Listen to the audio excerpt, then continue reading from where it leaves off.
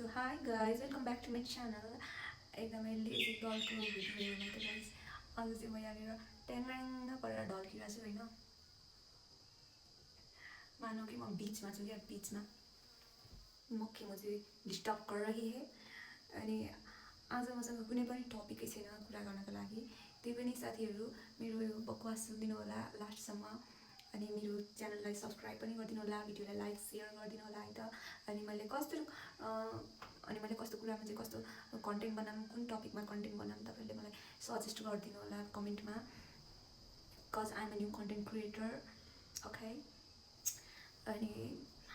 एकदमै बवाल अल्छी लागिरहेको छ होइन मैले अल्छी लाग्दा एक पाकेट चाउचाउ फिनिस्ड गरि पनि सकेँ त्यही पनि मेरो अल्छी दूर भएन खाएपछि झन् कहाँबाट अल्छी हराउने त्यो त कुरै हुँदैन जति खायो होइन पेटमा त्यति नै धेरै अल्छी लागेको हुन्छ क्या गाइस अनि आज चाहिँ मसँग यहाँनिर कोही पनि छैन कुरा गर्नको लागि मान्छे पनि म एक्लै ठ्याङ्राङ्ग परेर सुतिरहेको छु अनि के गर्नु के कामै छैन के गर्ने होला गाइस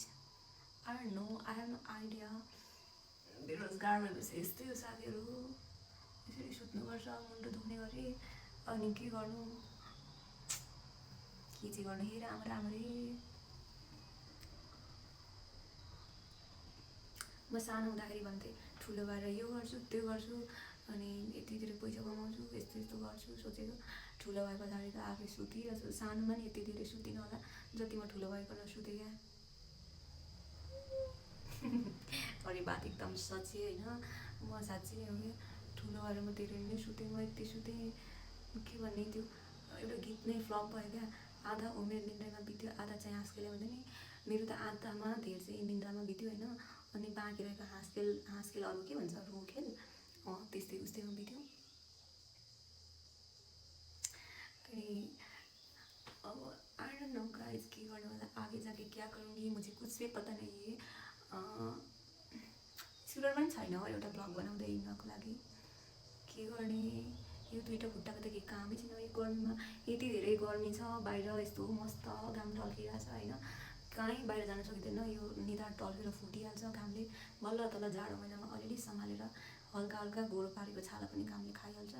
बाहिर पनि कहाँ जानु डुल्नलाई वा कहीँ हुँदै रहेछ गाइस बस्दा पनि पहिला त म